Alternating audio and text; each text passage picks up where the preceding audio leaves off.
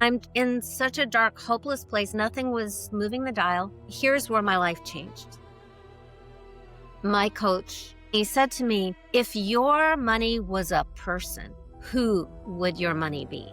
In that moment, I saw a guy. He was this big, scary, violent, malevolent biker dude, and bald, and he had sideburns and the tattoos and the wife beater shirt, jeans and the big belt buckle. The main thing was that he felt really dangerous, and I could feel my whole body tense up. That was my big aha moment. I had no idea that I felt that way about money. No idea that I was pushing it away. I've had clients who started at zero. My client Perry had to borrow the money to hire me and then made over $12 million. I call the process financial alchemy. Step number one is...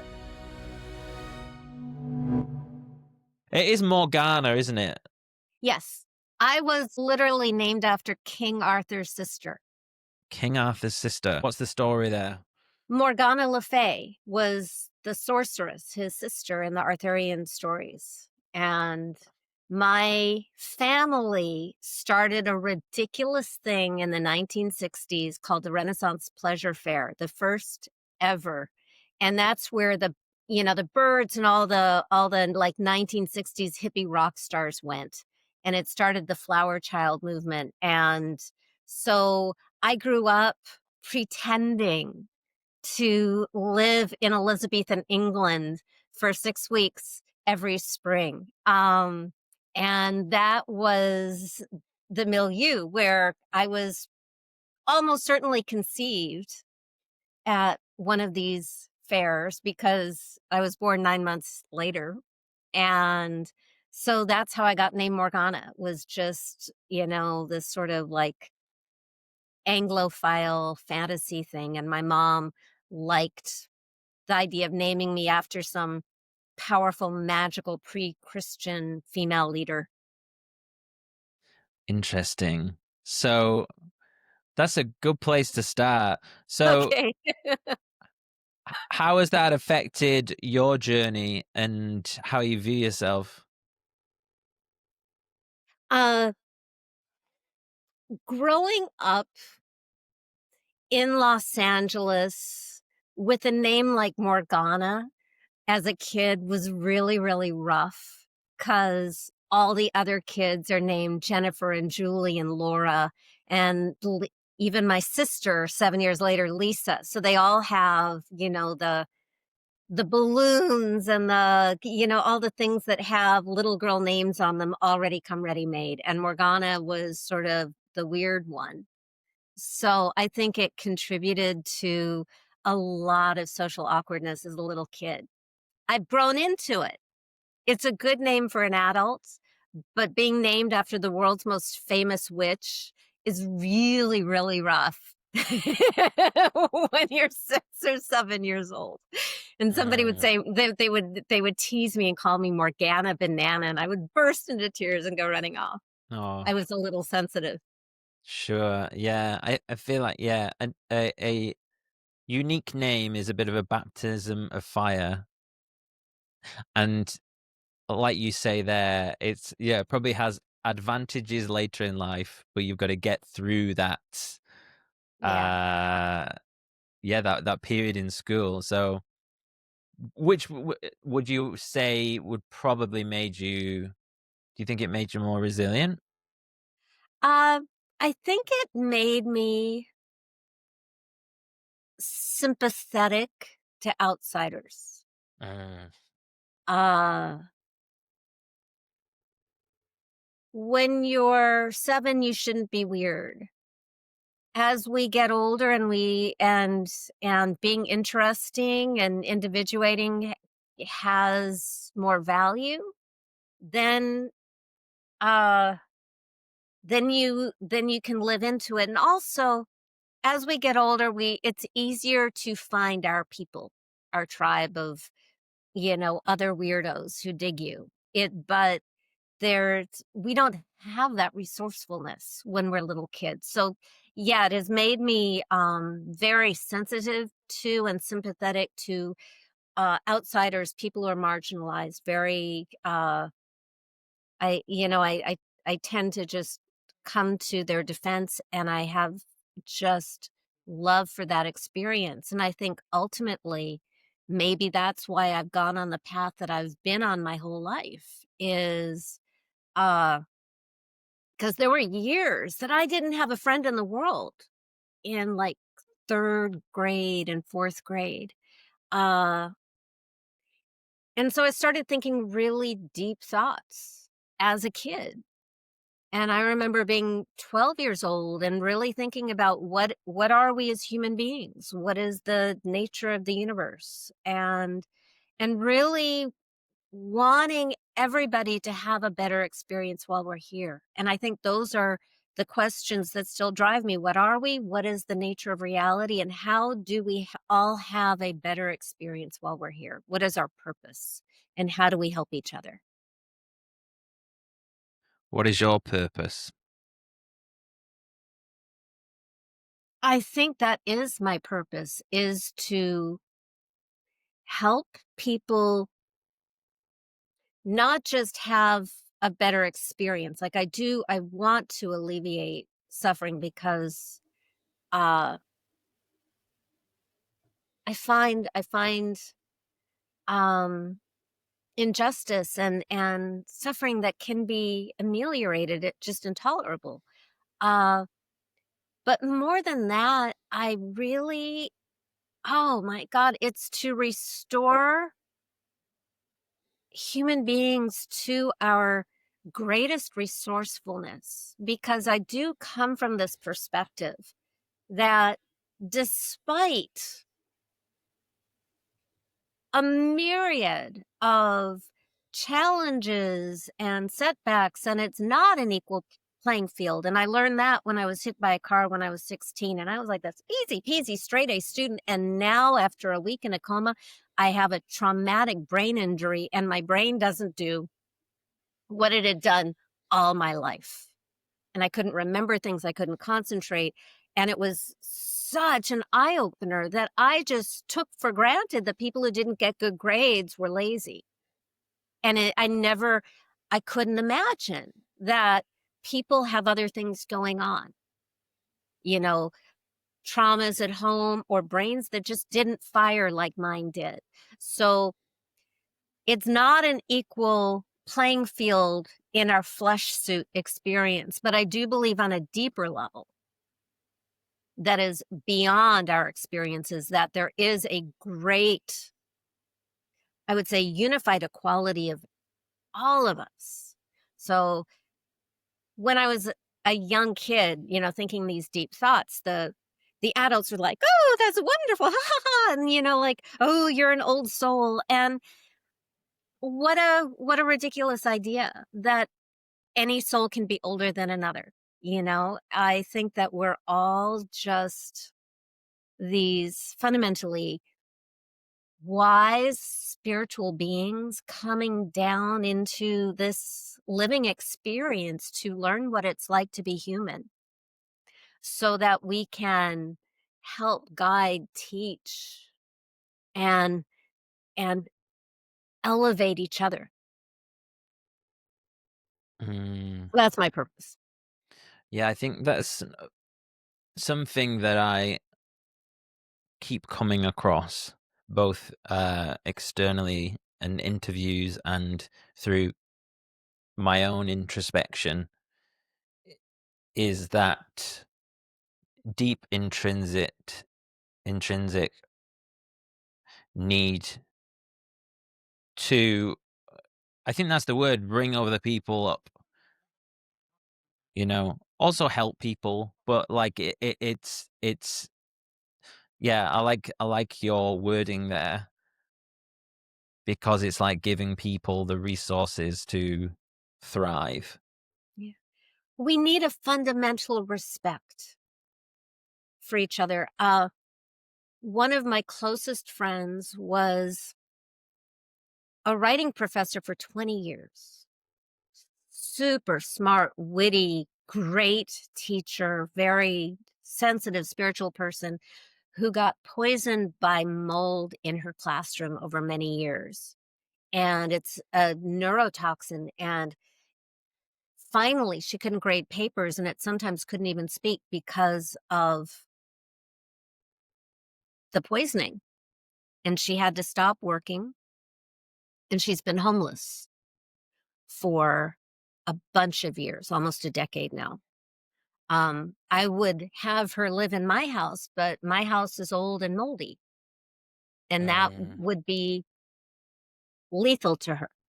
So she's having just this unfair and really harsh existence. And I support her every way I can, just including, almost daily phone calls and sending her support. And she's not a drug addict and she's not insane. She is just physically disabled and in a lot of pain and needs to be in a clean environment. And I'm sharing this story because it's so easy for people, and she experiences this all the time, of people just assuming things about somebody in her situation. And there are a lot of people in her situation. It's kind of a hidden thing. We really need to deep down just have more respect for people who are going through really difficult times and not assume it's their fault. He's a great friend now. One of my favorite teachers over the years. And I don't know if he came up with it or if he just shares it, but I love this phrase. It's not your fault, but it is your responsibility. I really, I don't think blaming people for the harsh things that happen is useful or fair. And this, by the way, this goes back thousands of years to biblical times and the book of Job, where we're reading as, the impartial observers, getting the full narration that Job, obeyed all the commandments and he was just a pretty terrific, upstanding guy. And he had his wife and his kids and all this abundance. And then, having nothing to do with anything he did, God took it all away. And the thing that always stuck with me from that story is Job's comforters. They're called his comforters. And Job's comforters would say stuff to him like, "Whoa, Job, you must have done something really bad to get God this mad at you." When we know that that wasn't the case at all, it simply happened. And I found it because I got a degree in religion, ran off to college on the other coast of America and got a degree in religion, freaked my father out. He was like, "Why can't you get a real major?" But I got a degree in religion and I use it all the time. And when I looked at that story, and I'm so mad at God, and I like burst into my college advisor's office saying, "Look what God did. This is wrong." And my advisor, who was a Hinduism professor, said, "Imagine the god in the story is Shiva from India." And by the way, that he's sort of like, of all the deities I've studied, he's a favorite of mine. He's the Hindu god of death and destruction. And I really glommed onto him because I was trying to break up with a boyfriend. And the way I see him now, a little bit older, is not so much a god of death and destruction, but a god of dissolution who dissolves all the attachments that keep us imprisoned and suffering. He dissolves our ignorance, he dissolves separation. So he dissolves separation from the divine and enlightenment and unity and liberation. And I think that's what the book of Job was about, was this horrible, devastating experience we see in the book. It becomes a portal to the direct experience of the divine, in which, in the presence of which everything else is sort of ancillary. And then when he gets new family and new riches, that isn't the center of his gravity. the center of his gravity is the timeless that can never be taken away. And I think that things happen, and they happen so that we can use them for our evolution and the evolution of, I think, the human race and all sentient beings. Just, I think that's the game. And so my friend, who's in this terrible situation, is also having a very deep, rich spiritual experience. I really want the physical stuff to be handled, because it's been it's such a hard journey. But at the same time, she's writing poetry and winning awards for poetry and being published in top literary magazines, not because she's homeless, not because anybody feels sorry for her. If anything, that's off-putting. But because she's writing these divine revelations that I feel, Sylvia Plath is one of my favorite poets, and I get that same visceral whoa experience. And I'm not into poetry, but when I hear hers, it really affects me. So she's on her path. We're all on our path. And it's not what happens, it's how do we meet it? And how do we let go of what's temporary and find within ourselves that next level of insight, wisdom, experience? And I think I mentioned I had that car accident when I was 16. And, the coma, the head injury, I couldn't concentrate, I couldn't remember. But the interesting thing that happened was my intuition just sort of blew up in compensation, where I started knowing things before they happened. And I also had my first really major experience of non-duality, where we had this like 11th or 12th grade homework assignment. That probably means nothing in England, but this is like, 12th grade college. That's how it works in the United Yeah, States. So, I've watched a lot of American TV growing up. So. okay. So you can speak American. Good. Um, we had this homework assignment, and it's in the 1980s, and there's still the wall between the East and the West, and, people are worried about, nuclear weapons. We should probably be more worried now. But there was this homework assignment where the teacher said, so imagine there's an atom bomb that drops at this intersection about 5 miles from us. And I don't even remember what the assignment was, but I was supposed to write an essay. And I went into such a dark place just imagining that and all the loss. And I was in this very, very raw state because I was struggling to overcome the head injury, and I hadn't slept in a year and a half. And, and I was living on somebody's dining room floor because I was also homeless. It was a rough time. And I'm doing this homework assignment, and I just couldn't stop crying, and I was in a panic attack. And then it was like I was pulled out of all of that. And I saw in that moment, I was 17 years old, that every good thing that has ever happened or will happen can never be undone. Michelangelo's David, if you dropped a bomb on the statue and obliterated it, that it was made, that it ever existed, that is eternal. And it's like all time is simultaneous. Just this ever-present now that we experience as consecutive different moments, but the fact of it happening lasts forever. So it's like we're all living all of it simultaneously. We move, but time is,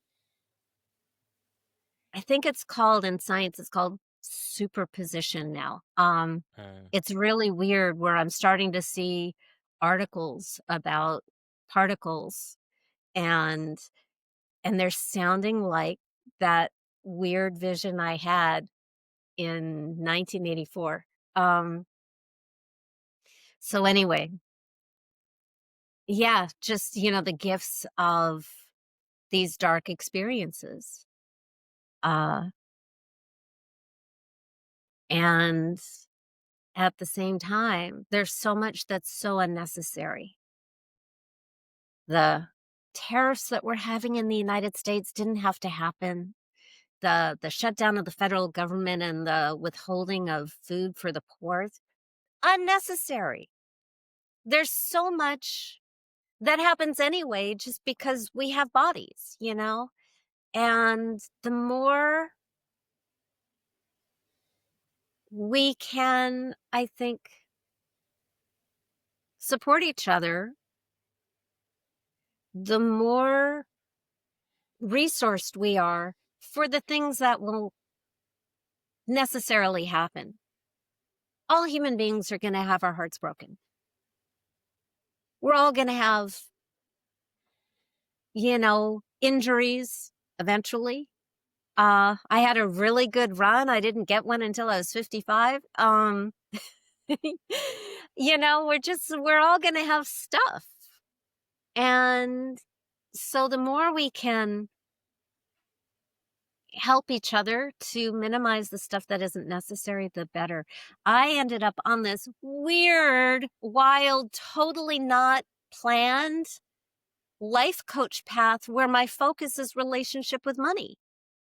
I'm the religion major talking about Shiva, right? This was not my intended focus, but because of my own spectacular failure, uh, using everybody else's systems and inner strategies, outer strategies. I had my East Coast education and I had this pile of coaching certifications and I had a bunch of celebrity clients and I wasn't making money. Like really seriously, at my lowest point in 2003, I was making $100 a month in Los Angeles. That's like 100 pounds in London. Good luck. Crazy. And I'm laughing about it now, but I was doing all the things. Public speaking, I had people who wanted to hire me. I was doing all the things, website, business cards. This was long ago enough that we had trifled pieces of paper we called brochures for the young people. Um, and And I live in LA, so I had a bunch of woo friends who would, wave their hands, speak codes, and blow into my third eye. And none of it was changing my money DNA or financial situation. And it was the thing about money, and the reason that I focus on it now after having my own transformation, I'll share what happened in a moment, is there's really nothing that I've encountered that if we're not, you know, actually being assaulted or in a war zone, but even then, there's always financial motivation for that stuff too. Or power dynamics, which is what money represents. I've never found anything that kind of goes straight for the jugular of, am I safe? Am I do I belong here on earth? Do I have a right to exist? Am I wanted? Nothing just goes, you know, right to the core of it, harder and faster than money. Like there are hideous people who get treated really, really well because they have money, and then beautiful people who are invisible because they don't have money. And it's a problem. And anybody with any sensitivity and care notices this. So it's typically the nicest people who have the biggest challenges with money because we don't want to be part of this dynamic. And by the way, I am not anti-capitalist because I have visited a bunch of former Soviet, former communist countries, and it wasn't what I expected. So I don't think the existence of money is the problem. I think that it's just human insecurity and scorekeeping and the wounds, the very human wounds around, am I loved and lovable? Am I valued and valuable? And am I safe? Like just human experience stuff gets expressed through this medium we call money. And if it wasn't money, it would be something else. So it's the human condition that needs to be addressed. Money is just the symptom. And money kind of magnifies who you already are. So you have rich people who become wildly wonderful philanthropists, like, hello, Dolly Parton has donated millions of books because that's who she is. She's been poor, now she's rich, and she's a good person. Then you have people who become rich who do horrible things because it just magnifies.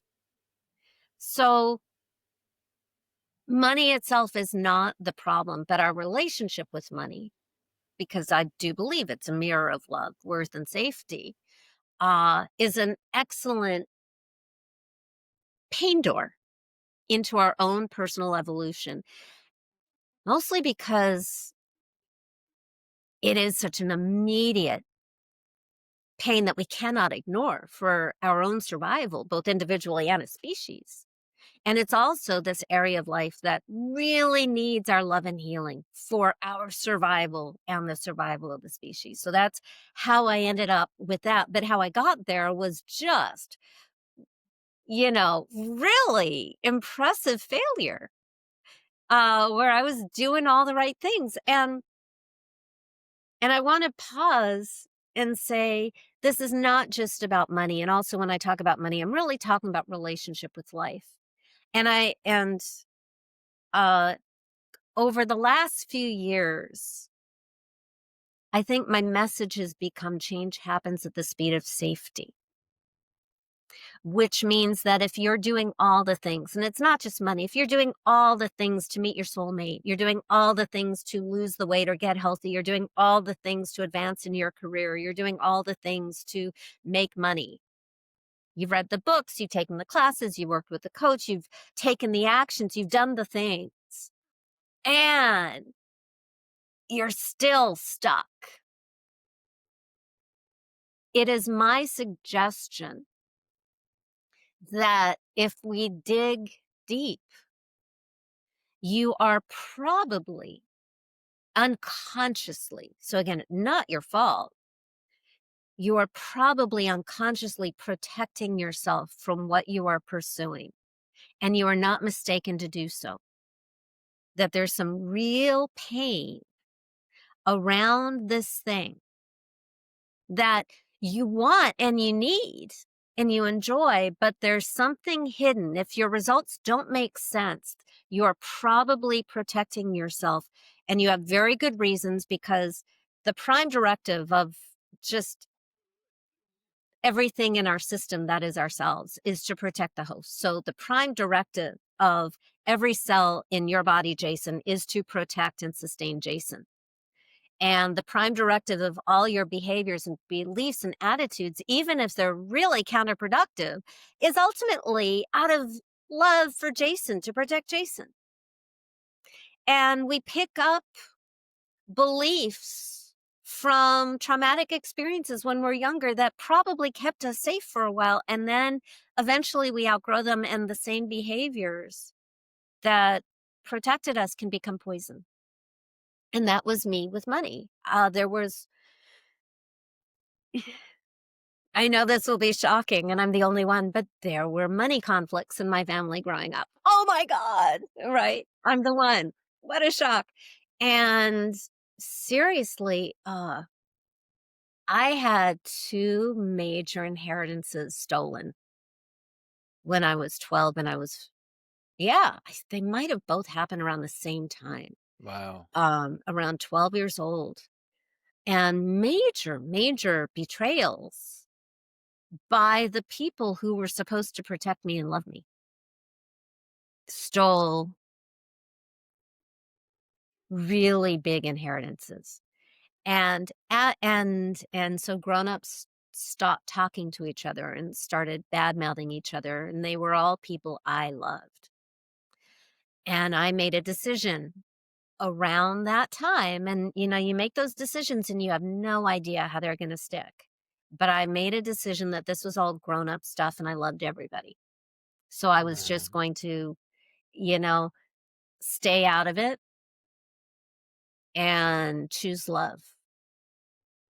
And then 20 years later, I have no money because I'm choosing love, and that means rejecting money. And to this day, I will always care more about people. Uh, and I didn't know that this was going on in in the background. What I did know was going on was people wanted to hire me and they said they were going to hire me and then they disappeared and didn't pay. And at one point I took a class on overcoming sales objections because at this point I had like 7 certifications, mountains of testimonials, a bunch of, celebrity clients on my list of actors who had no credits, who now had TV shows or had sold films and stuff like that. And I'm making $100 a month. And I'm having public speaking. People would talk to me. They'd say they wanted to hire me, and then they wouldn't show up for the first call. And I took this class on overcoming sales objections, which teaches you the magic words when somebody says, I'd love to, but I don't have the money or the time or blah, blah, blah. And, you know, I'm, I graduated as a National Merit Scholar with a brain injury. So I'm a good student. Um, so I said the magic words and 7 people said, "Yay, that sounds great." And then they disappeared and ghosted me. And that was when I sort of lost my mind and just didn't see how I was going to live. And I'm light about it right now, but it's terrifying. It's terrifying when you're doing everything and you can't make a living. It's scary because that's your survival. And I was in this really dark place. And this is how things changed for me. And this is what I want. We're leading into kind of my shtick in the world, which is really to guide world changing leaders to heal the rift between heart, spirit, and money so that they can save the world. And this is how it originated for me. I was in this super dark, hopeless place, and I had a call with my coach, which is a ridiculous statement to say when I'm making $100 a month, which doesn't cover rent or insurance or food or anything, but I had a coach anyway. And yeah, I was totally living on borrowed money, credit card debt, borrowing from family, while telling people I can help them with their lives, which was true. But I also had this huge shameful secret because my life was a mess because of this money thing, which didn't make sense. I had better results for my clients than all these other coaches who were buying houses, Just including, really quickly. So yeah, just to confirm, so you were doing the money work with your clients at this point in time. As no, okay. no, no, no, no. That wasn't even on my radar at So that this was point the in time. sales stuff, was it?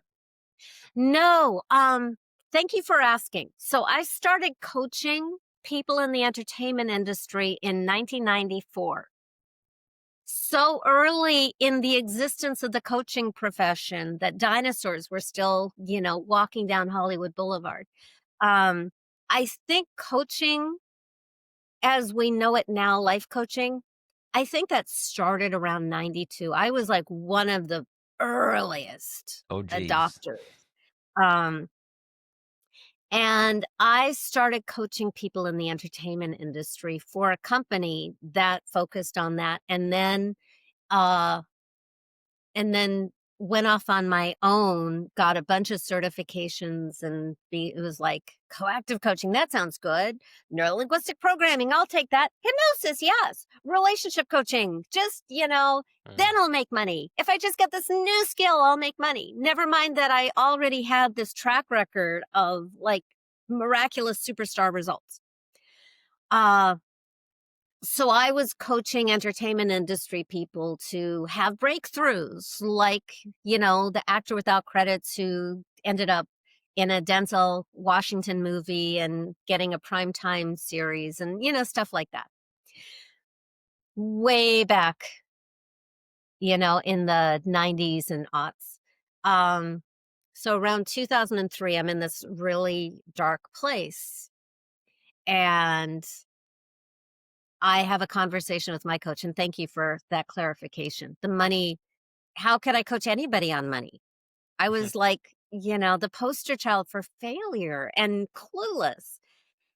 And so I show up for this coaching call, and I'm just in such a dark, hopeless place. I've been doing all the things that I was told to do. Nothing was, moving the dial. And here's where my life changed. If you're anything like me, you're probably good at starting habits, but fail to stick to them over the long term. There's probably one or two, whether that be going to the gym or taking the dog for a walk, but struggle to maintain others around career, relationship, or life goals. If you're a long-term listener of the podcast, this won't be the first time you've heard me talk about habits and leveraging public accountability. That's why I created InDeep, the tool that helps you build healthy habits and stick to them. After creating your free account, you'll be given your own personal public profile link, which you can share with your friends, your family, coach, or followers. And when someone clicks that link, you'll be given a real-time notification that someone is watching your habits. I can't tell you how much of a motivator it is when you're stuck in a procrastination cycle and this little eyeball pops up with a number next to it. My productivity has gone through the roof since I started using it. It's that effective. Luckily for you, I'm giving away 100 free VIP months to my podcast listeners. There's no credit card required.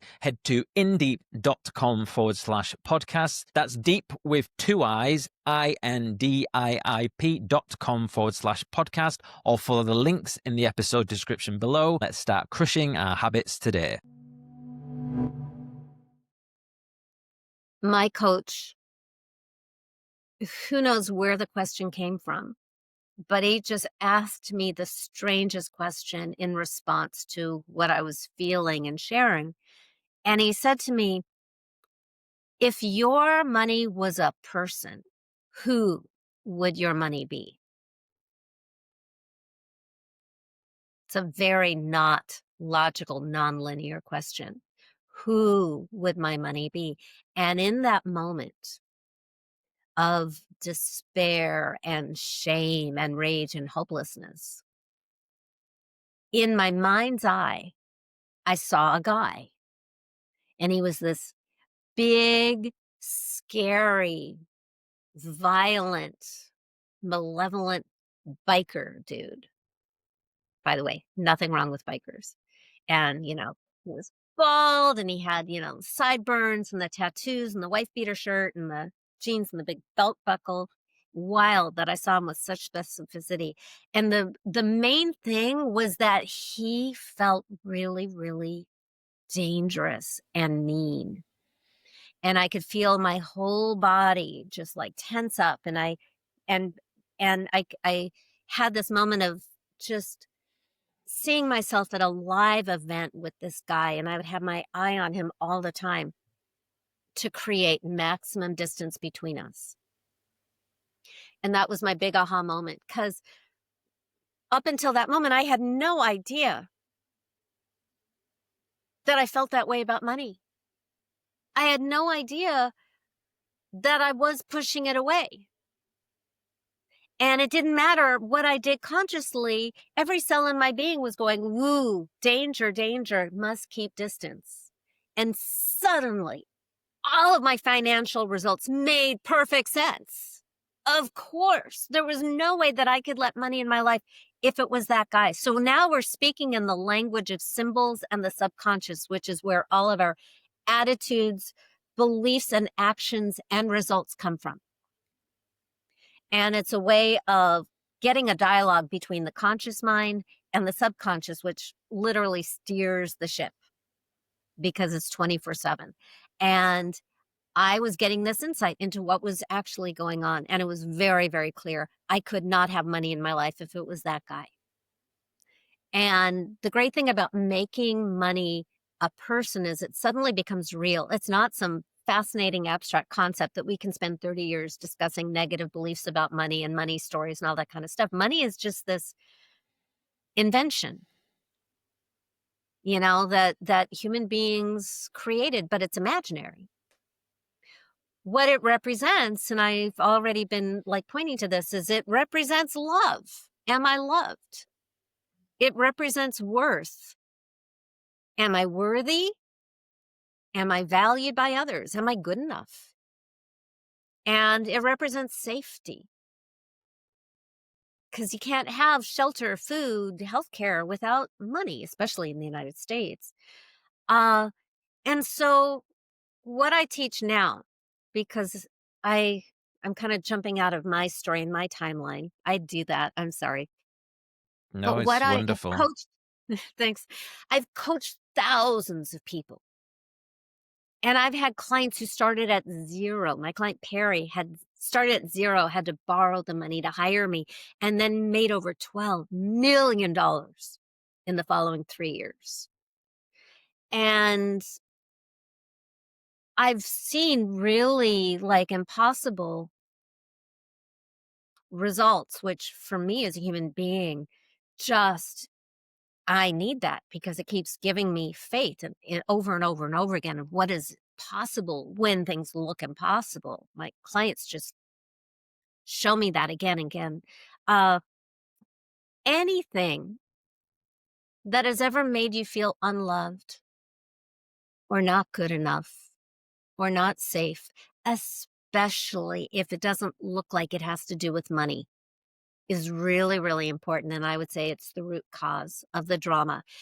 And I'm not just talking to people who don't have enough, because I've coached clients with millions, tens of millions, hundreds of millions, and even $1 billion.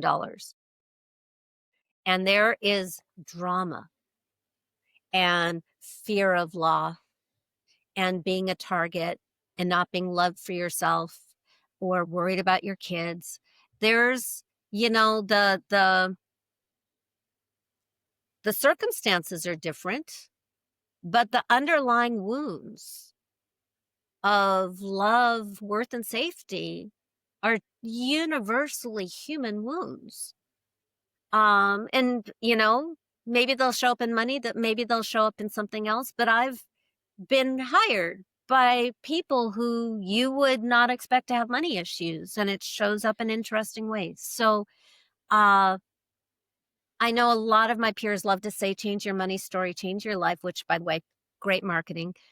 Never been the case in my experience coaching thousands of people. And maybe I get the people who tried that and it didn't work for them, and then they come to me. So, back to my story. Scary biker. I'm never going to be able to have money in my life if it's him. So I made a decision to end that relationship. And at that time, in March 2003, it was just like, okay, we break up.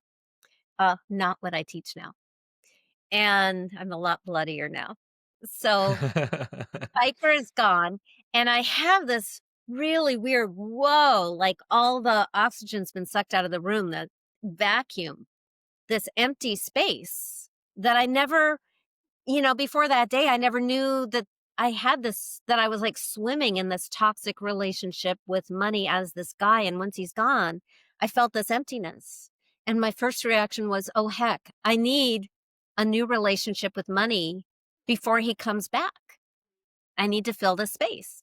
And there's also the reality that I live in Los Angeles and now I have no relationship with money, and that's not going to work.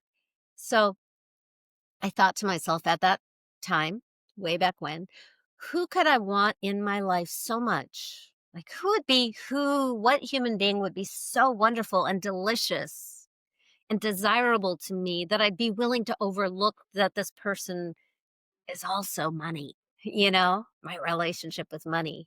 Who could I want so much that I'd be willing to be with this person, even if it's money? And by the way, that's a very important way to approach it because as a client said to me years later, love first, the cash follows. And if it's coming from a place of just wanting money because it's money and what it can do for me, that puts me in a weaker place because it makes me at the effect. It's back to sort of being the victim of the whims of this other entity. But if I'm coming from a place of who is just so inherently lovable, that's an expansive place and not a transactional relationship, which is very unusual because money is so transactional. And that's one of the reasons that it tends to light up the limbic reptilian frightened part of the brain that does not make good decisions. And it shuts down the most human, most recently evolved frontal lobe, which is our consciousness and our social awareness and our feelings of empathy and love and expansion. So anyway, I do hop around a bit. So I asked myself this question because now the biker is gone. And when I asked myself, who could I want so much? Being the ridiculous, growing up on Disney princess movies, romantic fool that I am, this tall, dark, handsome, romantic, sweet, clean cut, safe young man in a tuxedo holding a bouquet of red flowers just randomly popped into my mind. And by the way, I had a boyfriend at the time.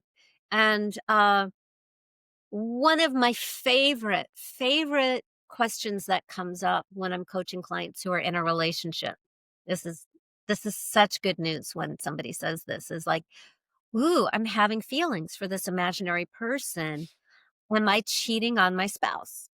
And the answer is no, you're not cheating on your human honey with your imaginary friends. But those very real feelings coming up will be of benefit to your human partner. So, cute guy in love with me in such a deep way and wanted to woo me. I had this awareness, whoa, it's like he wants to be with me, he wants to woo me, and this is weird and wonderful. And then there's a problem. And that's sort of the trajectory of solutions. Yay, oh heck. You know, solution opens up a new problem for our evolution. And my oh heck was money wants to be with me, and I have no clue how to let money be with me. Like I felt like, whoa, he really wants to be with me. And I don't know how to let that happen. I have such powerful muscles of repulsion. I don't even know how to let him be with me. So I asked. And this is another one of the advantages of giving personhood to an abstract concept. Because when I can ask this outside imaginary person, I can get answers that don't feel like they came from me. They're coming from uh, a part of me that I don't actually have access to when I'm all wrapped up in my own identity and my all of my quirks and neuroses and fears. And to this, you know, what I call my money honey, all of that's adorable and cute and hysterically funny because he doesn't have them.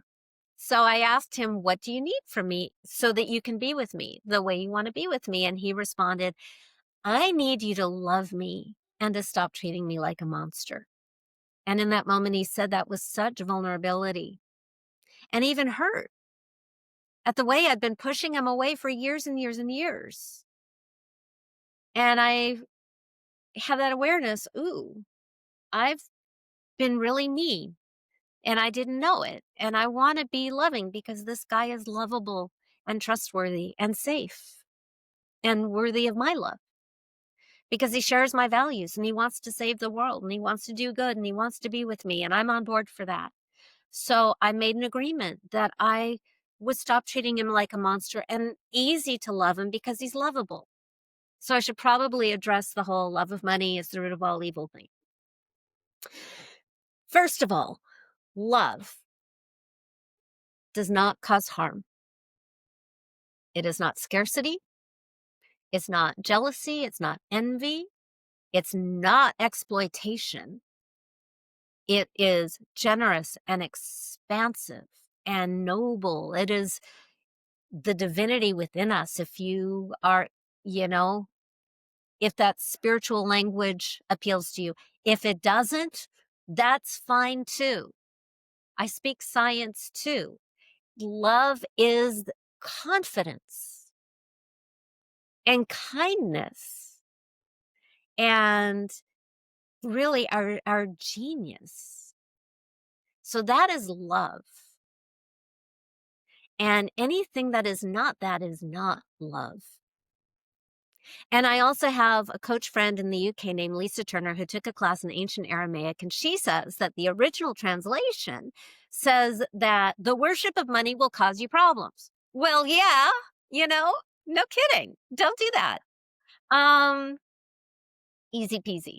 So love, good, always, because it makes you your best person. And it also relaxes the reactive brain and lights up the genius zone of your frontal lobe, where all of your best ideas and solutions are going to come from anyway. So I made a deal with my money honey that but I didn't come up with that. I was teaching a class to a bunch of coaches 2 years later, and somebody stood up and I just kept it. Somebody else said, "My money honey says this," and I was like, "Money honey, locked in forever." So I made a deal with this sweet imaginary entity, and to our brain has no distinction between real and imagination anyway, so it all is real. Uh, I made a deal that next time he brought me a gift, instead of freaking out when they say, "What do you charge?" Freaking out like I've got this, big, drooling, smelly, embarrassing monster over my shoulder, I would just say, "Oh, this is my fee," with the energy of, "And isn't he beautiful?"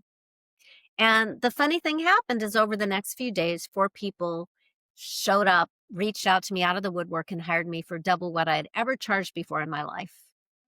And they just kept coming over time. And it was a few months later that I noticed, because clients kept coming and I started having waiting lists and doing group programs and stuff like that. I noticed that clients had money issues. Whoa, because they're human beings.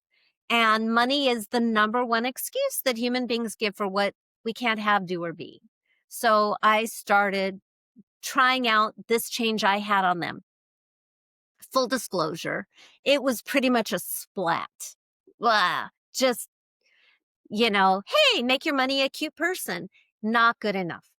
That isn't what makes it work. So I had to reverse engineer, and but I wasn't marketing the money. It was just coming up because they're human beings and I'm coaching them. So I reverse engineered to find out what really needs to happen to make this work. And I think I got it really well dialed in because my clients have made so many millions of dollars once I figured out what needed to happen. So here's what I know now. And I call the process financial alchemy. So it's not, law of attraction where it's high vibes only. By the way, if you're into law of attraction, you can use this too.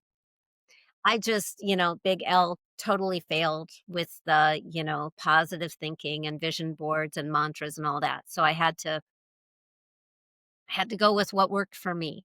So it's a 6-step process. And alchemy is the transmutation of lead into gold. And in our, for our purposes, lead in human experience. And the more you have of that, the more gold on the other end. So your victim experiences are sacred. They are what humanize you and give you the capacity to respect the experience of other sentient beings, other feeling beings. Yay. And we get to use them. Even if you've healed it a million times, if you have any energy around that thing, milk it. You've already paid the price with your pain. Now you get to just use it for good for the rest of your life, whatever shows up. And so step number 1 is uncovering the root cause of the money drama. And that's where we will eventually create the money monster. And by the way, you can use it for other things too. In 2012, 9 years later, I used it on my I created a love monster. And I was 45, had never been married. 2 months later, met the guy that I've been married to now for 11 years. Um, It's interesting you say that, because this whole time I was thinking it feels similar to the whole attachment thing. And then, yeah, and it would make total sense with you saying that the love monster as well. well, I think all money monsters are love monsters. And I don't really know what we're going to call it when somebody first comes to me. And sometimes I'll call it a love and money monster. I had one client, Leslie from Idaho, who saw me speak at a live event up there and bought my Money Goddess Experience home study course. And because I was on stage, I gave this like special bonus 15-minute quick start call to everybody who bought my Money Goddess home study course, which is what I'm teaching now, but then some other stuff tagged on that are kind of very female experience skewing. And she did the process on her own. And like in the first week, she slayed 2 money monsters. And I think the first time she got a check for $20,000, and then she got a check for $50,000. And then we had our conversation. 2 And money this, monsters, by the way. yeah, and I'll explain that Okay. I think so.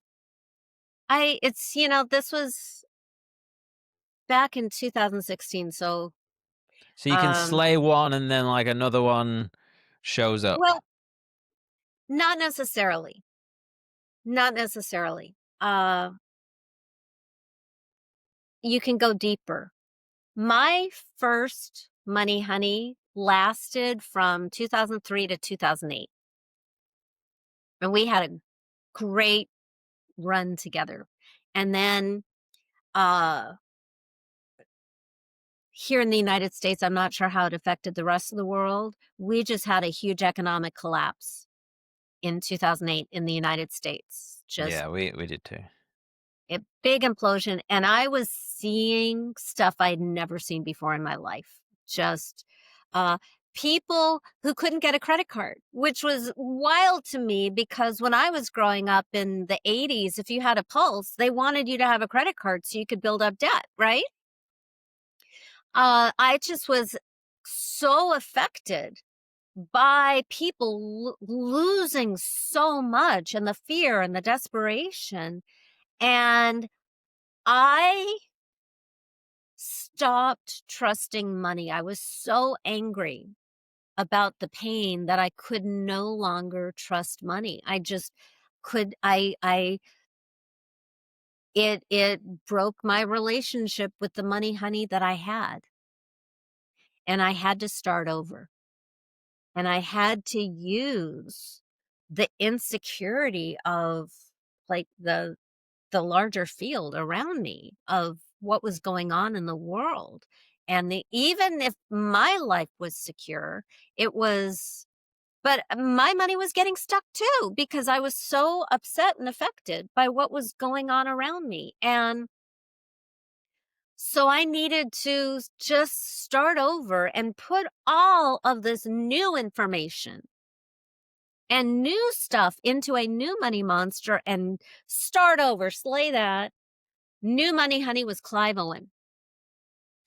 Uh, and he was like, he was sexier than the first one, had more gravitas. And I got new messages. He said he didn't know how to be with me if I was focused so much on small denominations and low hanging fruit. And that, and I felt connected to him, and I, took what he told me and took the action that he wanted me to take. And it was like within minutes, I could hear sales coming in on my computer. And that was honestly the first year that I made six figures in 3 months. Um, because again, that interchange leads to outer results. So in Leslie's case, she was just digging deeper and deeper. It's like, oh, she dug up stuff and that gave her a breakthrough, but there was more stuff. And then I had a call with her, that 15-minute quick start call, which probably lasted a half hour. And I heard stuff in her life history, her family history, that I was like, ooh, I think we should turn this into a monster. And the interesting thing that happened was within an hour of our phone call, she got a call to look at a house that she had been trying to sell for years. And nobody had even requested a viewing in over a year. But within minutes of our call, somebody wanted to see the house, and it sold. That we spoke on a Friday. It went into escrow on Sunday for $1.2 million. Uh, So since I love to come up with theories, or they just, drop into me, because of seeing stuff like this happen so often. I mean, and I always tell a client, I don't know how much or when. I have no idea. But I have all these stories on my website of, people with their names and their faces sharing their own experience, and all these experiences of things coming in really big and fast. Like, not only did I meet my husband 2 months after I slayed my love monster, but he came up with the idea that we should get married 100 times in 100 countries. So we've been married 29 times so far. So my bucket list was just get happily married once. And all those years, of applied intention since my first Disney princess movie, and since I first chased Brian Patterson under the piano at his 5th birthday party, and Brian was the older man. I've been on the hunt for my life partner, and all that energy was just kind of like building up behind this protective wall because of love traumas. And when it became safe, not only did it show up, but it showed up bigger, as if all that energy really was not wasted. It was just building up. So that is my theory, is that yeah, that is my theory for why results can come in so much bigger and faster than I can explain. So step number 1, uncover the root cause. Always love, worth, and safety, especially if it doesn't look like money. The money stuff is the stuff that we see. It's the obvious stuff, but it's the hidden stuff that really messes up our results. We know we want money, but we don't know why we're unconsciously protecting ourselves from it. And it's always the pain of love, worth, and safety, because I think those are the pains of life. Whether it's your money monster, your love monster, or your health monster, or your God monster. Because everything I'm describing is relationship with life. It's just doors into the same room, our relationship with ourself and existence. Kind of the stuff I was talking about at the very beginning 30 years ago when this call began.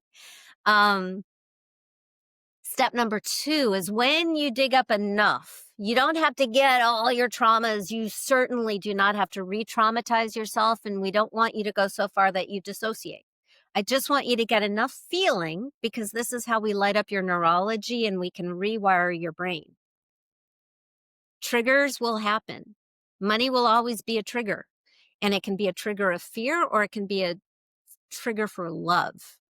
And you're going to get better results if it's a trigger for love, because then you are not at war with yourself. If you have love and saving the world and expressing your true self and your full potential on one team and money on the other, everybody's going to lose. So we have to put them all on the same team working together. Anyway, so step number 2 is when you get that big enough discomfort from step one, uncovering the root cause. Now you imagine a person is responsible for all these bad things that ever happened to you, ever happened in the world, all the stuff that wakes you up at night is step one. Now we're going to blame it on an imaginary entity. It's not going to be you, and it's not going to be your parents, and it's not going to be anybody who's you're living with. Because step number three, so it can be like some famous person, because that's, if you don't have a direct relationship with them, they're still kind of imaginary to you. Is that the same as the monsters? Yeah. Yeah. This is step number two, is you're personifying the pain, and this will be your money monster. And we don't want to make it you, and we don't want to make it your parents. We don't want to make it your spouse or your sister, or, because in step number three, if you remember, I just kind of broke up with my monster. One of the benefits of coaching thousands of people over the last 20 plus years is I've learned what works better. Step number three is you want to annihilate your monster in the most cinematic, violent, permanent manner you can imagine. Uh, and I'm the person who looks away, the bloody bits in movies, but you just blow it up. You can use any weapon of your imagination, a machete, a lightsaber, a volcano, a Death Star, whatever works for you, just get rid of it, because at a this monster embodies everything you reject, everything you don't want in existence, and everything you don't want in your life experience. It embodies everything that makes you want to not be alive. So you're making a choice. Who gets to survive, you or the monster? And I encourage you to choose yourself to survive and reject the monster completely in the most dramatic and final way that you can. And just eradicate it from existence. So at the end, there's like no energetic trace whatsoever. Just empty, just a vacuum. And it will feel different than anything you've ever experienced in your life. Some people I had a client in Scotland who, as soon as she slayed her monster, was like the sun came out from behind the clouds. I've had, which I thought, whoa, Literally. literally, Yeah. literally. I love it when stuff like that happens. Um, and so for many people, it feels light and spacious. And for some people, it feels scary because it's unfamiliar. All of these reactions are perfect because it's just different. And when the monster is gone, every energetic trace, and suck up the bloody bits with a cosmic vacuum cleaner or melt it with sulfuric acid. Those are two of my favorites. When it's just gone, all that remains is love. You've everything that no longer has permission to be in your life experience, you obliterated it permanently with that when you killed and rejected and annihilated that monster. All that remains left is love. And we give that love personhood. And that becomes your new relationship with money and life and yourself. And I call it your money honey because it rhymes. And there are some rules. This money person loves you more than anybody in the world and chooses you over everybody in the world because this is your relationship. And this person feels safe. And you want to be with this person. And if any of these things are missing, just go, check to see if there's any monster energy, just residual little monster. If there's anything where I don't feel worthy of love, put that into a monster.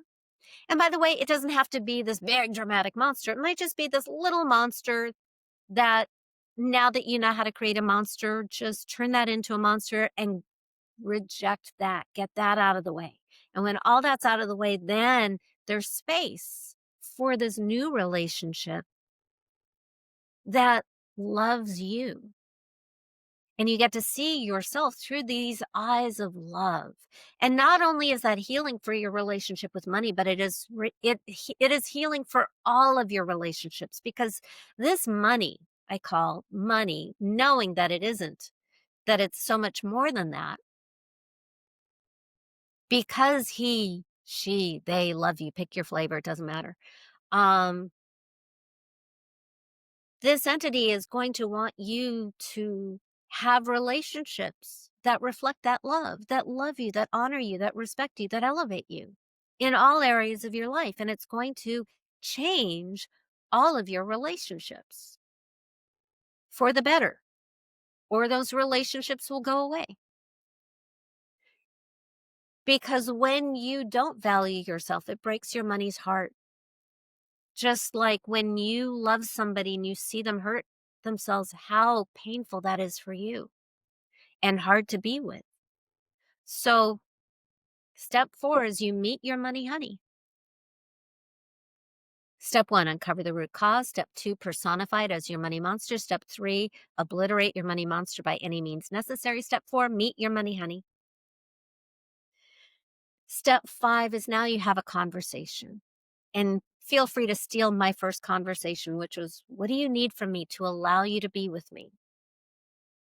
But the point is, you're going to be having conversations and dialogues with this life partner for the rest of your life. And you can do it verbally, you can do it in your head, you can write it out. And just listen for the response or feel it. I love automatic writing. Morgana, blah, blah, blah, blah, blah, blah, blah, blah, blah, blah, blah. Money, honey, blah, blah, blah, and then gives me some wisdom, So that just like stream of consciousness. just stream of Yeah. consciousness. See what comes through your hand that you didn't even expect. And it's that switch of perspective that has compassion and love and sees you as so much more resourceful and worthy than you may see yourself in a given moment. You know, it's a way of taking yourself out of the drama of all your perceived limitations and seeing a bigger picture. So have a conversation with your money honey. What do you need from me to allow you to be with me? And usually it's something aspirational, like, I want you to love yourself. I want you to trust. I want you to relax. No woman wants to be told to relax. That's my tip to you, Jason. Um, and every man in the world. Uh, so, and it's all great advice, but nobody loves themselves perfectly 24/7 all the time. So finally, step 6, the final step is take concrete measurable action. One concrete measurable action to demonstrate to yourself that you're committed to this new relationship, this honey love relationship. And you just, whatever idea pops into your mind, just throw it out to your money honey and see the response. And it may be balance your checkbook or collect that money that's owed to you or do your taxes, or it may be go dancing, go to Paris, do your laundry. I've heard all of these. And the client who stayed home and did her laundry got a phone call and a $20,000 client. So again, this is why I have no idea what's going to happen, when, how much. I do know that when you have a better relationship with money, life, and yourself, you get better results. Any questions? Thank you so much. I love listening to you. That was awesome. Thank you. Tons of questions. I like write some down and then we'd move on and then write some down. So I've got okay, where should we start? You mainly coach women. I coach women and men. Mhm. By the way, I love men, and I coached such wonderful men during my, all those years that I was single looking for my person. And thank goodness for that, because I could have given up on men based on my dating experience. But Mm. these wonderful clients just reminded me that there are great men, human beings out there. Uh, I market more to women just because I do this retreat in Bali once a year just to go to Bali, and that's Mhm. for women only. But in terms of coaching, human beings are human beings, and I coach men and women. So, looking at that, because you were talking about your money honey, and I pictured, these men basically being the money honey and also the monsters, but I was thinking like how it might work for guys. What do they ty typically come up with as their monsters or honeys? It depends on the guy. So, like, I had one client who madly, madly in love with his wife, a petite brunette, and his money honey was just showed up as a voluptuous blonde. And the cute thing here is his wife was curious about this money honey, and it kind of added some sizzle to their relationship. And I think when I was telling you your money honey might tell you to go to Paris. So I had this client years back who his monster was related to this just like innocent thing that happened when he was 3 or 4 years old, that he had a lot of shame around, even though he was just a toddler and it was an innocent thing. But this event happened and he just had this shame that, and we just found that, through the course of digging in step one. I do all of it always in one session. All 6 steps have to happen together. And that explained not only his financial blocks, but also his blocks romantically. We're all rooted in this, shame that he locked in at such a young age that now through adult eyes, we can see how innocent it was. So he slayed all this monster of shame. And by the way, his monster was female and his honey was female. And she was this elegant woman. And what she wanted him to do was go take his son with him on a trip to Paris. And I hardly ever remember sessions afterwards because I'm so in the moment, and then as soon as it's over, it's like, it's totally gone. But every now and then, there's, like, a client and a session that I have these really strong memories of. And there were 2 things she said, "I want you to spend me on things that are worthy of me, not on junk. Like, I want you to take your son to France." And I think his money honey was this elegant French woman. And so he booked that trip to France, but here's the punchline, is a month later, I heard not from him, but another male client who was his friend, that this client made $1.6 million dollars.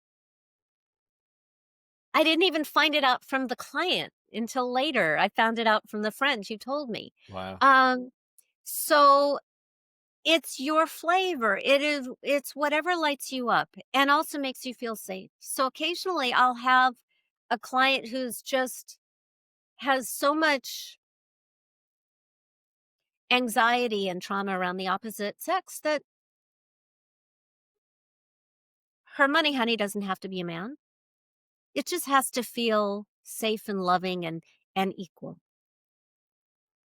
I do like of I do like this kind of lover archetype when it's safe because it just lights up a joy for life, uh, and really sort of heals a lot of our broken, insecure parts as adults. But the most important thing always is that your money honey is safe and loving. And with some clients who they might have like a sort of a transitional money honey, and then they're, like, ready for I want someone who's of the opposite sex. I want this romantic one. And what I always say to clients, especially if they've had sexual trauma or relationship trauma, is that this relationship is safe and respects your boundaries and goes at your pace always. Does that answer your question? Yes. Yeah, I think, what I was wondering is, of those, 6 steps, which are the areas that people need the most sort of prompting with or a little bit of support, and what are some useful prompts for teasing out those things? Oh, and great question. So, people, if they're going to get stuck, they're either going to get stuck in the money monster or the money honey. And once in a while, I have people who are both. I've usually I can do the whole thing in 45 minutes, 90 minutes.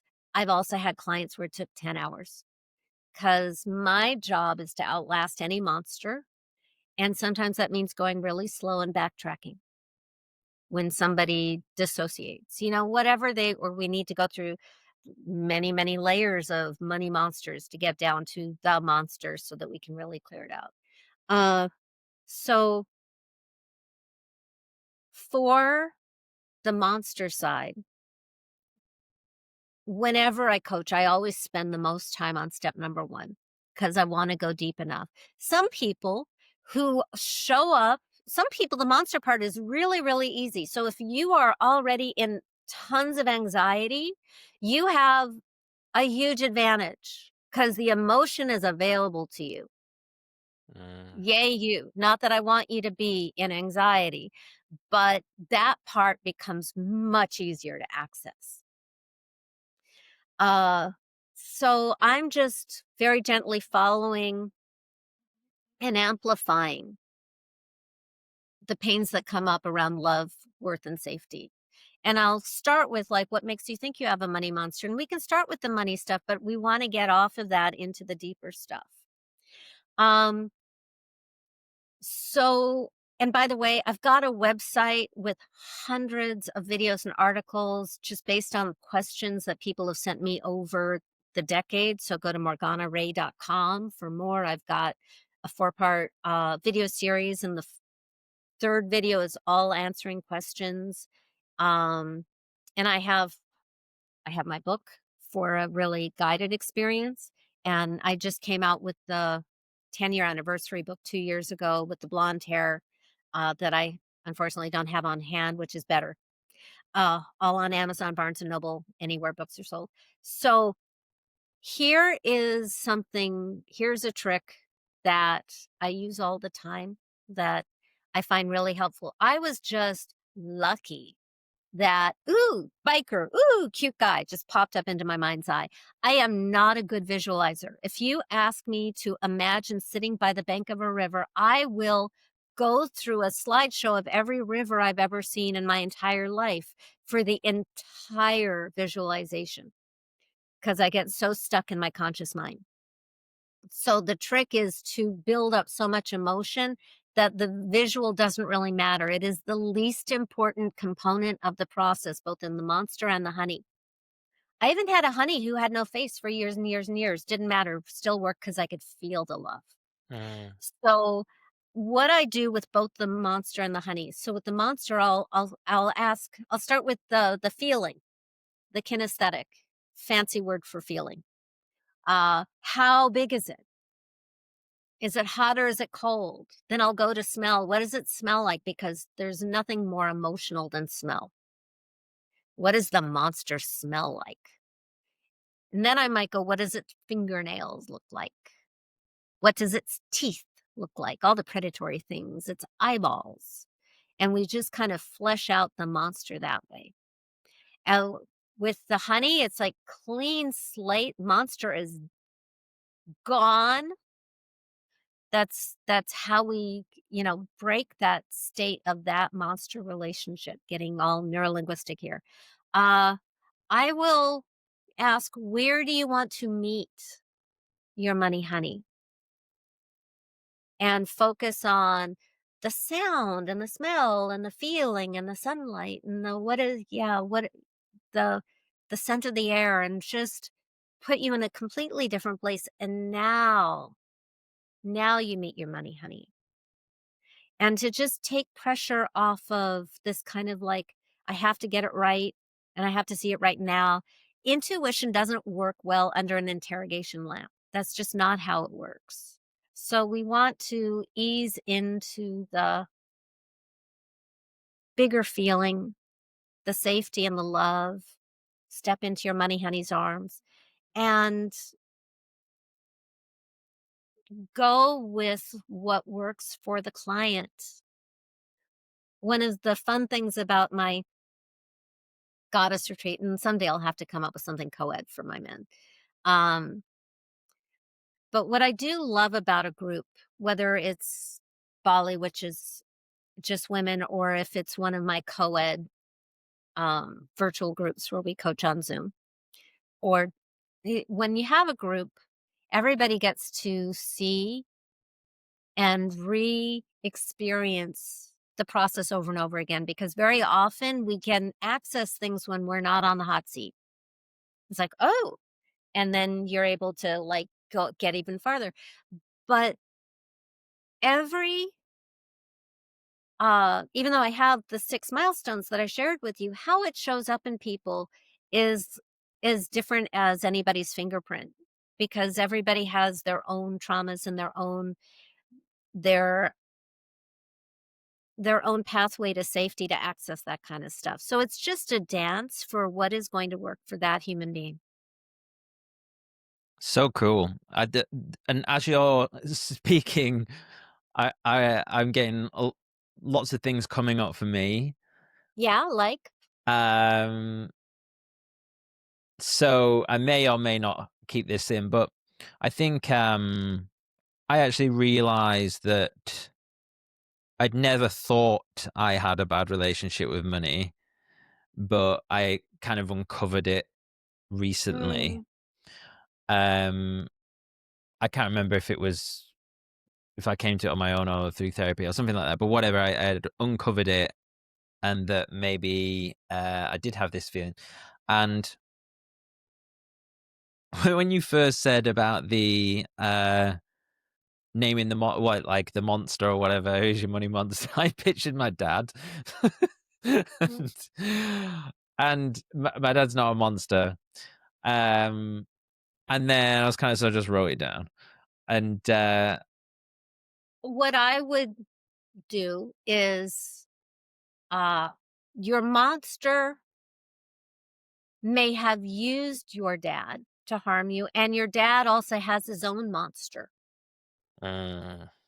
uh, If you're a parent, one of the reasons it's so important to uncover this and destroy it is because your monster will hurt you through your children and you don't want to pass that on to your children. So thank you for acknowledging that your father is not a monster. By the way, I have coached clients whose parents really were monsters, uh, horrific stuff. And at the same time, there's something in them that's human. Like no human being is nothing but bad. uh, And and if they're in your life, we don't want to destroy them, but we can take the energy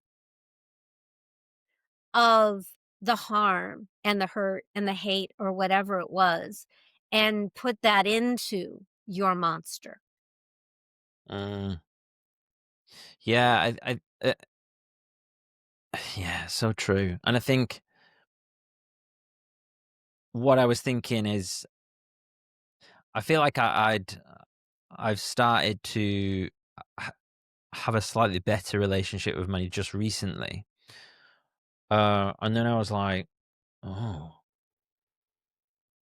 I'd also kind of healed my relationship or relation to my dad as well.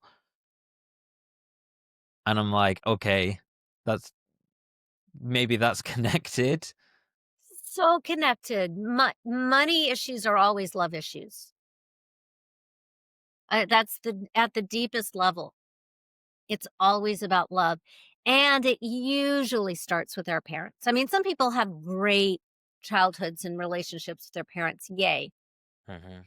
And then the monster shows up where then life is not like that, and it's almost like a false promise, like the rug is pulled out because they get rejected or hurt elsewhere, and they didn't expect that. Mhm. Um, but our first relationship with money is our relationship with our parents because they told us that we were loved or not.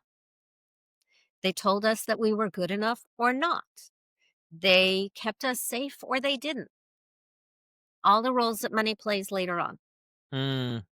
And I always you mentioned something called, money DNA, and I was thinking, like, dad's side is more conservative, like, family going back, there's a little bit more money in that family, and then we have, uh, mother's side, which and the divorced, obviously. The mother's side is, working class, Irish, Scottish, and, uh, but typically, how should I say it? I'm not gonna say bad with money, but just really nice people, but never really had lots of money or wanted lots of money, right? Just, like, down to earth, you know, working class, or would you say blue collar? Is it blue collar? Yeah. Yeah, we use both terms. Yeah. And I often think about that, like, because when yeah, we typically, like, with relationships, like, is it called social assimilation or whatever? So you get with people from similar backgrounds or whatever. But like my mum and dad was like, well, like Catholic and Protestant as well. So it was like, two things. So yeah, I have thought about like how that impacts my relationship with money, seeing two different approaches. And like I say, and because of divorce as well, then you have like it's even more divided in terms of Yeah, yeah. looking to how you sort of take their impart their wisdom onto the way you behave with money. Well, money getting in the way of love is like one of the biggest issues that comes up across the board.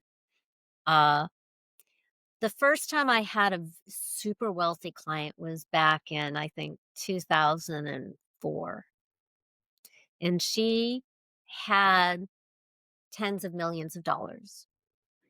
And she came into it unexpectedly because she was an artist and she inherited this large sum of money that she never knew was going to come to her.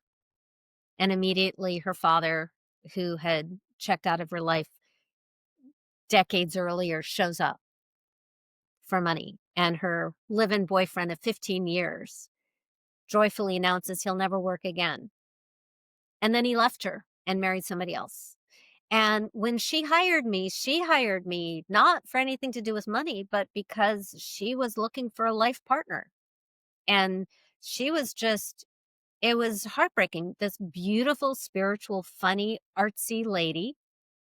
And guys would come over and see her house and go, "You don't need me," and reject her over and over again for years. And I Mm, didn't realize initially because I was, a baby on this journey of coaching relationship with money. I did not immediately recognize that her love issue was a money issue. And then one day I'm coaching her and I just saw it. And money was getting, she did have a money monster. You can have a money monster and have tens of millions, hundreds of millions of dollars. You can. And her money was getting in the way of love. And it was breaking her heart.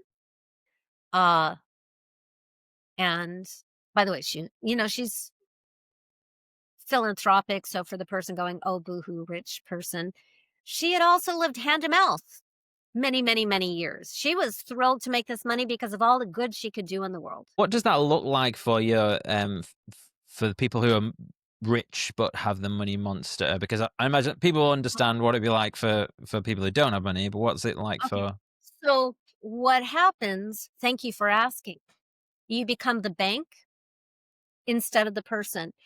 A bunch of her friends started borrowing money from her, large Mm, amounts, and she was happy to loan them the money for their venture. And then they would start bad mouthing her and hating on her because they didn't want to pay it back and they wanted to feel good about not paying it back. So a mm, bunch of her long time relationships were ruined because people borrowed money, felt bad about it, and wanted to justify and feel good about not paying her back. And she wasn't pressuring them to pay back, but it just changed the dynamic of the relationship because there was resentment mhm, that she had so much and that resentment had never been there. So it became this divider. It becomes I see clients who become targets of lawsuits and taken advantage of. I uh had one gentleman um who had started in poverty and in the Middle East and became a billionaire building real estate projects. And his relationship with his son was the big pain in his life because his son what would just go through these leave this expensive car in the middle of the desert or wanted money for a plane or always had was these cockamamie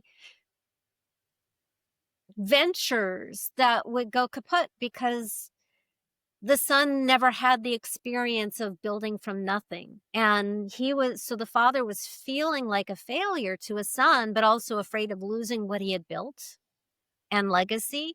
So there's stuff. There's a lot of responsibility that they didn't have before. So, um, it's just different. mm, And, human beings are just trying to find their way. Uh, my wish for the planet is that everybody have what they need: food, shelter, housing. I'm not into some kind of communist manifesto because I've seen what that looks like mhm, in, in all of the attempts in our history to make that work, and it hasn't. But I do want us to evolve as human beings so that everybody has healthcare, everybody has the food, everybody has the education, everybody has the housing, and then we create from there. Um, so without it becoming some sort of like big brother determining what you get to do and what you get to have. So I don't know how that'll work out, but I'm, just one relationship with money at a time. mm, So yeah, getting getting in the way of love, making you a target because money brings up such fear and scarcity that there isn't enough. And that's why we see oligarchs doing crazy things that may destroy humanity on earth. And they know they're doing it because there is no enough. mm, When you have a monster, there is no enough. The wealthy female client. mhm, So when I realized she had a money monster, we slayed the money monster and she had a money honey and she started setting boundaries with all of her friends and improving those relationships. And then she attracted the smoking hot Buddhism professor mm, who fell in love with her, was not interested in her money, insisted that they set up a prenup, and was just in love with her spirit and her hot body, and they've been together for, I'm, teasing about that. But yeah, no, they were just madly in love and they've been together for 20 something years. wow, that's cool. I think, that whole thing of, is it called hypergamy? Where it's a, phenomena that's, like, touted around which is that women don't like to date down. Hmm. So, so rich women might have trouble because they've got so much money or whatever, and they're kind of looking up. Maybe this is We so. don't want to date men who are going to resent us Mm, or be our child. yeah. Well, when I met my husband, I made so much more money than he did. And he was responsible for himself, and he was not intimidated by me at all. Mm, And our first date was a 6-hour date talking about the nature of the universe. Um, so he didn't feel competitive with me,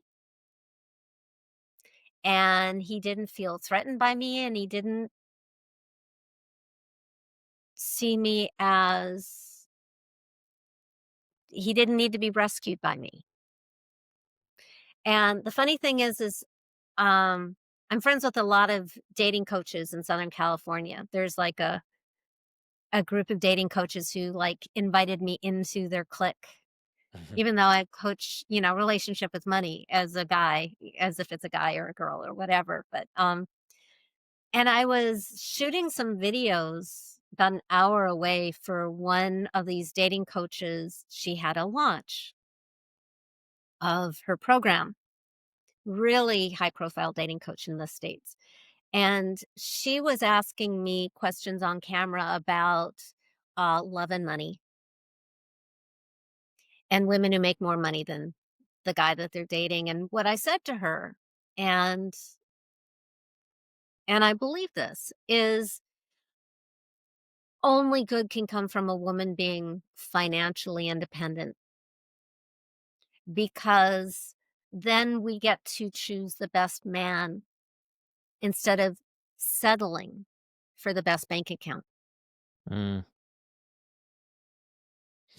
Yeah, and I think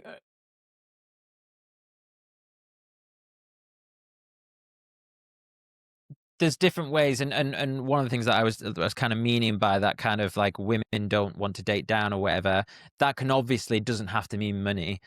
And the example you gave, well, of your partner and the Buddhist professor, it's like just it's a total the different domains, and within that, I guess, is self confidence, like you say, and Mhm. not feeling threatened. Um, what advice would you give to women who are crushing it but are struggling to find a decent guy? Um, so and I have another friend who's a dating coach named Evan Mark Katz, who you may want to interview because that's sort of his niche. Please, Uh, I'd love to speak to him. yeah. Um, so he likes to say if you're making 6 and 7 figures and you're only willing to make men who make as much as you or more, you have just limited your dating pool. To because you also want someone who is emotionally healthy and emotionally available, who wants you back, and that really, really makes the dating pool really small, especially if you don't need that person's money. Mhm, And men don't put that restriction on themselves. So finding a human being that you're compatible with, I think, is such a miracle anyway. Like, I didn't meet my guy until I was 45. Uh,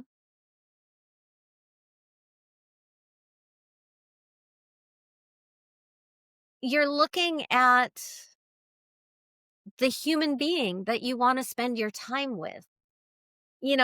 Choose character over characteristic.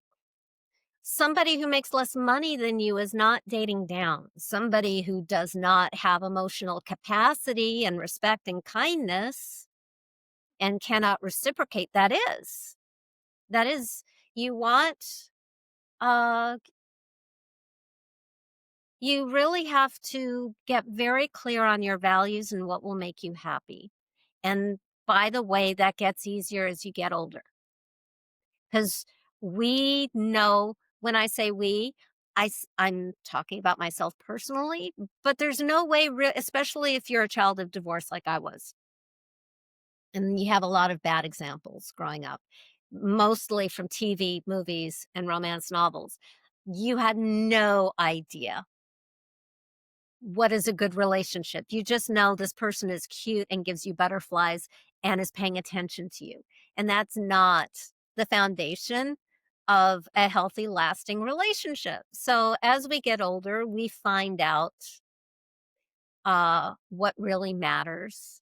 And as we date older, and this is a whole other topic, and we're dating other people who are older, who are grown-ups, we get much better at really seeing who a person is for real, like not dating their potential. Okay, I mean, he's a racist who lives with his mother, but I can see who he could become. We don't do that after 40. Mm. What you see is what you get. Will you be happy with this person if he or she doesn't change for the next 20 years? Will this person have your back when things go south? I'm at an age where both of my parents have died in the last 6 years, and my husband's mom just died this year. This is really rough adulting terrain. And who will be there Mm. with you through that? And always, when life feels unsafe, I just gave you a tool that I think is very, very helpful for returning to your own resourcefulness and empowerment when circumstances are looking very, very disempowering. Thank you. And thank you for laying out that framework so clearly. And I guess I didn't ask that many questions because every time I had a question, I'm like, you just kept on answering them. It's almost like you do this for a living. Almost, right. So before we finish, um, I would like to talk habits. So if we could, after we've done the 6-step process, what is like the daily ritual habits, non-negotiables that we slash your clients should be doing to kind of keep up with this stuff? Well, that's why I have my book, Financial Alchemy 12 Months of Magic and Manifestation. And oh, good, I found a page that isn't filled out. So I do this Ah. every day. And I start the week with my intentions for the week. And I always place a request with the universe for something that I want that is outside of my control. And those are usually the things that end up happening the fastest. And then uh Could you give me this an is example? Just um okay, so if I have like a health test that I'm nervous about, Mhm. I will ask for a good result. Or I am filling up a program, I will request, an ideal client for that. So stuff like that. Mhm.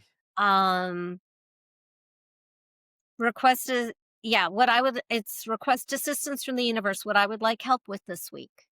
And then I put it out there, and then the result is no longer like, uh, my worry, and I just take the actions. Um, and I have my top priorities, and I have one action that like will make my money honey happy that week that I promised to take.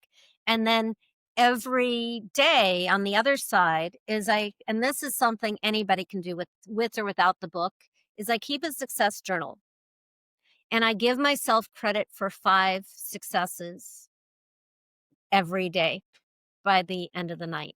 And some days it'll be like 10, and I'll be, writing in the margins. And some days, one of those successes is I bathed. You have those days Mhm. and the reason we do that is because our brain latches on to and remembers failure more easily.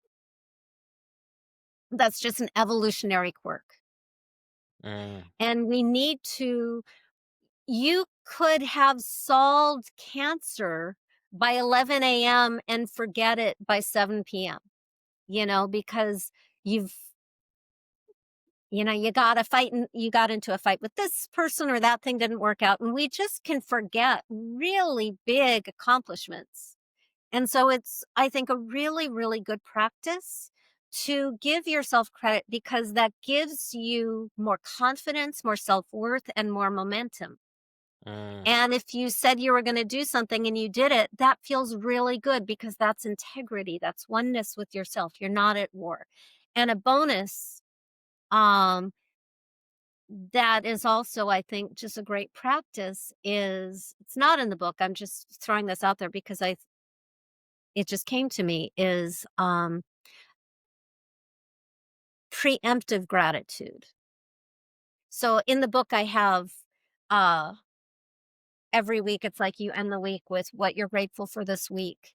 Uh I encourage you to not only be grateful for things that did happen, but be grateful for things, the wonderful things that you don't know about, that aren't on your radar, or maybe they are, but be grateful for the wonderful things that are going to happen.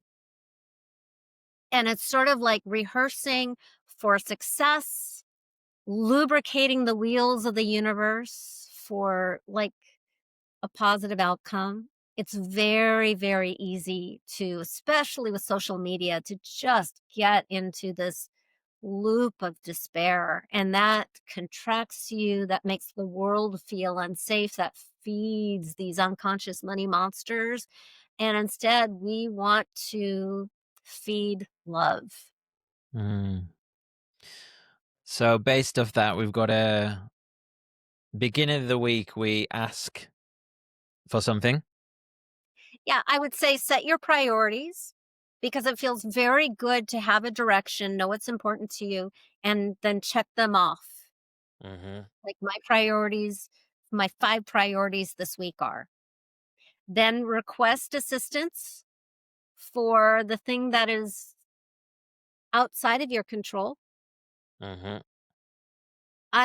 By the way, I love to have conversations with the universe that go sort of like this and hi, universe. Oh, and I do this with weather especially, and I did this in Bali this year because I knew that for things that I wanted to do, I needed good weather Tuesday morning and Thursday morning, and the prediction was like heavy, heavy, heavy, heavy rain on those days. So, Okay. I had a conversation with that went sort really literally just like this. Hello, weather gods. How are you doing? Really, really grateful to be here. I love Bali. Thank you for having me. And if it isn't too much trouble, if you could just give me a window without rain in these hours, this time frame, and then do whatever you want. Like, I don't want to cause any, but if you aren't too busy, it would be really nice if we had this window without rain. I could just enjoy being here so much more. I have this thing that I want to do with my women. So if you could, it would be really nice to just not have rain.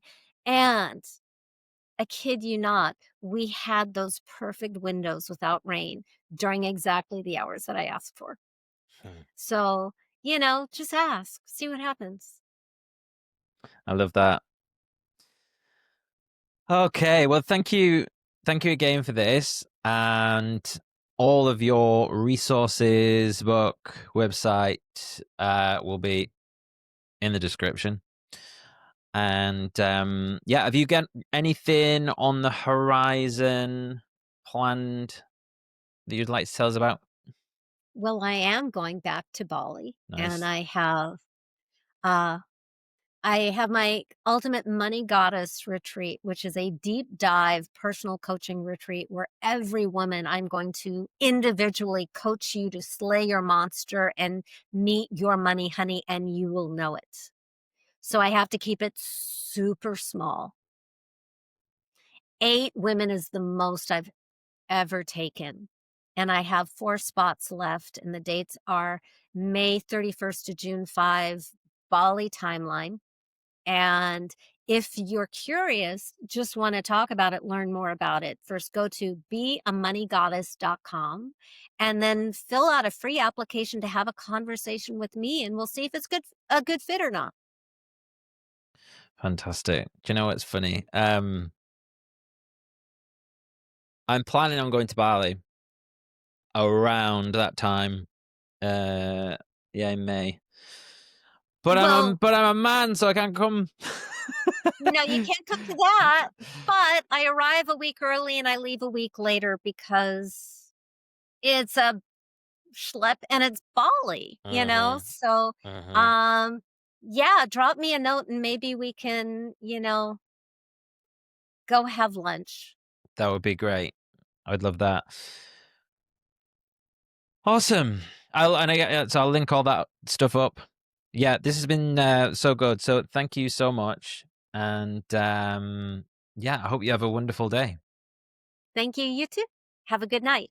Hey guys, it's me. Just a quick one before you get going. Thank you so much for making it all the way to the end. I really appreciate it. Don't forget, you can check out links to my guests via the episode description below. And a reminder to claim your free VIP pass month at InDeep. Go to indeep.com/podcast. That's INDIIP.com/podcast. If you're looking to improve your life and build habits, I really think you're going to love this tool. All links are in the episode description. Thanks for watching, and I'll look forward to seeing you in the next one.